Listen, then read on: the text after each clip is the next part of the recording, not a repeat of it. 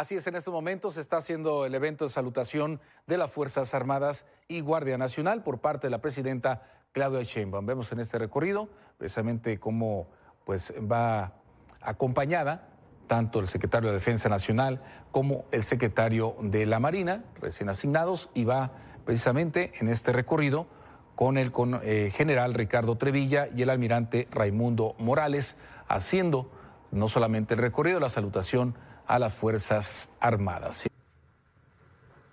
Muy buenos días, general Ricardo Trevilla Trejo, secretario de la Defensa Nacional, almirante Raimundo Pedro Morales Ángeles, secretario de Marina, altos mandos del Ejército, Fuerza Aérea y Guardia Nacional, así como de la Armada de México, agregados militares, navales y aéreos acreditados en nuestro país, generales en situación de retiro, generales, almirantes, comisarios, jefes, capitanes, inspectores, oficiales, cadetes, personal de tropa, marinería y escala básica pertenecientes al Ejército Mexicano, Fuerza Aérea Mexicana, Armada de México y Guardia Nacional.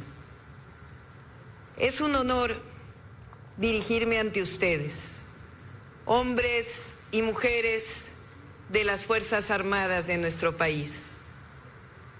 México es un país extraordinario, maravilloso, principalmente por su pueblo, generoso, solidario, alegre, libertario, resistente, rebelde, honesto y sabio. Tenemos orígenes como mexicanos y mexicanas en civilizaciones que se remontan a más de 3000 años, que dieron al mundo conocimientos y formas de organización y desarrollo con valores profundos que nos arropan y engrandecen como nación. Somos probablemente el único o de los pocos países en el mundo que han vivido también 4 transformaciones profundas, que han moldeado nuestra historia hasta llegar a ser lo que somos. La independencia, que inicia en 1810, con el grito de Miguel Hidalgo y Costilla, padre de nuestra patria. En 1821 se consuma la independencia, pero no es sino hasta 1824, justamente hace 200 años, que se establece la República, con su primer presidente, Guadalupe Victoria. La segunda transformación, que inició poco más de 30 años más tarde, después de haber vivido la intervención estadounidense y haber perdido la mitad de nuestro territorio. Encabezada por Benito Juárez y los liberales mexicanos, esta segunda transformación representó la separación entre la Iglesia y el Estado y una nueva Constitución, la de 1857. Los liberales mexicanos también, junto al pueblo de México, combatieron la intervención francesa para lograr la segunda independencia. Recordamos a los jóvenes de aquella época, que trascienden hasta nuestros días, los niños héroes, cadetes del Colegio Militar que dieron su vida para defender a la patria.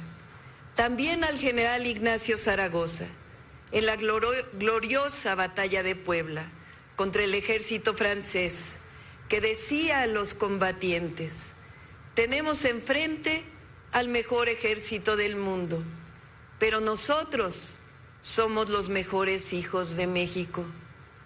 La tercera transformación, la Revolución Mexicana, inicia con el Plan de San Luis, cuando Francisco I. Madero llama a tomar las armas al pueblo de México para derrotar la dictadura de Porfirio Díaz. Madero llega a la presidencia después de meses de insurgencia, pero poco más de un año después, es derrocado y asesinado junto al presidente Pino Suárez por un golpe de Estado perpetrado por Victoriano Huerta. De todos los gobernadores de aquel tiempo, solo hay uno que no aceptó ese golpe de Estado, el entonces gobernador de Coahuila, estado natal de Madero, Venustiano Carranza. El 19 de febrero de 1913, el Congreso del Estado de Coahuila publicó un célebre decreto en el que desconocía al usurpador Victoriano Huerta y facultaba a Venustiano Carranza para crear una fuerza armada y restablecer la democracia y el orden constitucional. Ese es justamente el origen del ejército mexicano, de las Fuerzas Armadas. 7 años más tarde del inicio de la revolución, el ejército de hombres y también de mujeres triunfó. No podemos olvidar a los cadetes del Colegio Militar que acompañaron a Madero entre el Castillo de Chapultepec y el Palacio Nacional, defendiendo a su presidente y a la democracia en el inicio de lo que se conoció como la Decena Trágica, o al general Felipe Ángeles, uno de los grandes humanistas que dijo: hay algo frágil, débil, pero infinitamente precioso que todos debemos defender: la vida.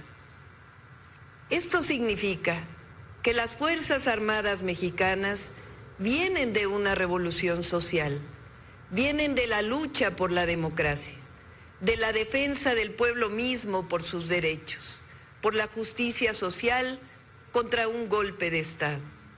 Es decir, las instituciones de la Defensa Nacional y la Marina tienen un origen popular y este se ha mantenido hasta nuestra fecha.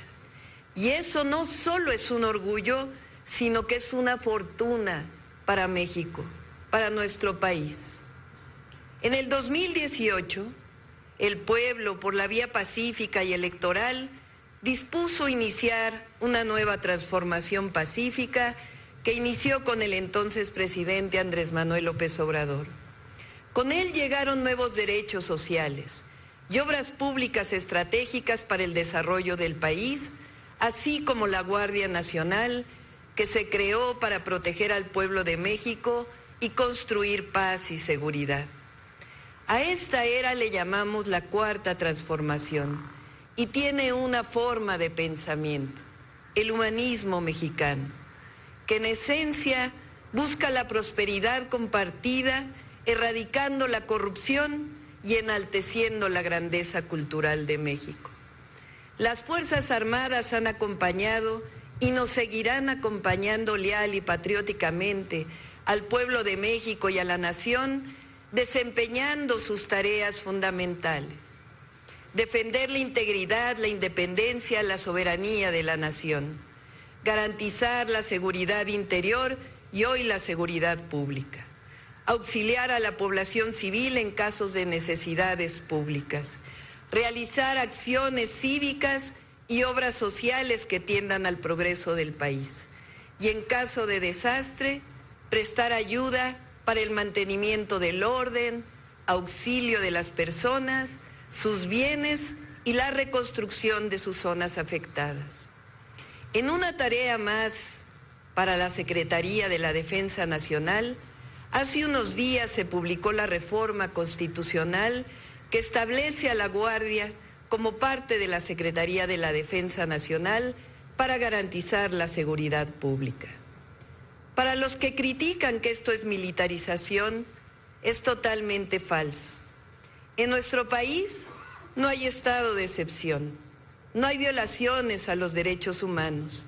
Lo que hay es más democracia, más libertades y Estado de Derecho. Además, la comandanta suprema de las Fuerzas Armadas es electa por voto popular, es una civil. Orgullosamente, las Fuerzas Armadas mexicanas tienen una tradición civilista. Esto significa que honrosa y lealmente las Fuerzas Armadas siempre han obedecido al mando civil, como lo establece la Constitución Política de los Estados Unidos Mexicanos. Como lo he dicho en otras ocasiones, tengan la certeza que nuestro origen humanista, por el profundo respeto que tengo a nuestras Fuerzas Armadas, nunca emitiré orden alguna que vulnere el orden constitucional o los derechos humanos del pueblo de México. Hace solo unos días, 2 días, juré como presidenta constitucional de los Estados Unidos mexicanos. Es la primera vez que México tiene una mujer presidenta y por tanto una comandanta suprema de las Fuerzas Armadas. Ello también refleja la profunda transformación que está viviendo nuestro país. Las Fuerzas Armadas también han visto más mujeres participar en todos los ámbitos y estoy segura que seguirá así, porque las mujeres tenemos capacidad, voluntad y no somos menos que los hombres. En esta nueva etapa de la transformación, con honestidad, amor al pueblo y a nuestra patria, nos tocará juntas y juntos seguir fortaleciendo la paz, la seguridad y atender siempre con humanismo, disciplina y valor los problemas que tengamos juntas y juntos que enfrentar. Tengan la certeza que haremos de México un país todavía más próspero, justo e igualitario, y seguiremos engrandeciendo la dignidad y el orgullo de ser mexicanas y mexicanos. Les seguiré convocando para seguir apoyando en la construcción de grandes proyectos estratégicos, como los trenes de pasajeros y más puertos en nuestro país. Son y van a seguir siendo los tiempos de hazañas pacíficas del pueblo de México y sus Fuerzas Armadas. Les anuncio además que está en el Congreso de la Unión una reforma para garantizar que el salario mínimo de maestras y maestros de educación básica, de médicos, de enfermeras, de soldados, marinos y efectivos de la Guardia Nacional, el salario mínimo de soldados, marinos y efectivos de la Guardia Nacional sea equivalente de manera progresiva al salario promedio del Instituto Mexicano del Seguro Social. Sepan que vamos a hacer un gobierno honesto, íntegro, que dará orgullo a nuestro pueblo. Termino con lo siguiente, como lo hice hace unas semanas en el Colegio Militar. Feliciten de mi parte a sus familias. Como madre y abuela, como presidenta de la República, sé lo que significa también el sacrificio que las familias hacen por ustedes y por México. Les digo a las familias, a sus madres, a sus hijos, a sus hijas, que sepan que tienen hijos e hijas extraordinarios, grandiosos en las Fuerzas Armadas de México, que haremos además juntos y juntas cosas extraordinarias, porque estamos viviendo tiempos virtuosos, con Fuerzas Armadas humanistas, visionarias y ejemplares. ¡Que vivan las Fuerzas Armadas! ¡Que viva México! Muchas gracias.